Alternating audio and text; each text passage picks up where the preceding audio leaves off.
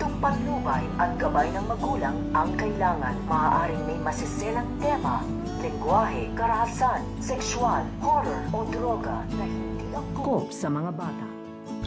Ito ang ating mga pakakatutukan at pakakaabangan dito nga lang sa Stolen Live. Dahil ito nga si Para ay mahuhuli na nga ito ng mga pulis dahil sa kanyang ginawang pagsugod dito nga kay Daryl sa ospital. Ay dito na nga muling pagtatagpuin ang landas nito nga si Para at ito nga si Lucy. At sa muli nga nilang pagkaharap ay dito nga nila mapag-uusapan ang tungkol nga sa nangyari nga dito nga kay Darius at kung ano nga daw ba ang ginawa nito nga ni Para dito nga daw sa kanyang asawa na ito nga si Darius. So ito naman si Para ay sinasabi nga na dito na wala nga siyang ginawa dito nga daw kay Darius at nakita na nga lang ito na walang malay at duguan na nga daw dito. Kaya sinugod na nga niya ito dito nga daw sa ospital upang wala nga daw mangyaring masama dito nga kay Darius. At nangangamusta pa nga ito nga si Para dito nga kay Lucy kung kamusta na nga daw ba ito nga si Darius, kung nakaligtas nga daw ba ito at kung nagkamali na nga daw ba siya. So baka kaabangan nga natin dito ang muling pagkikita nito nga ni Para at nito nga si Lucy.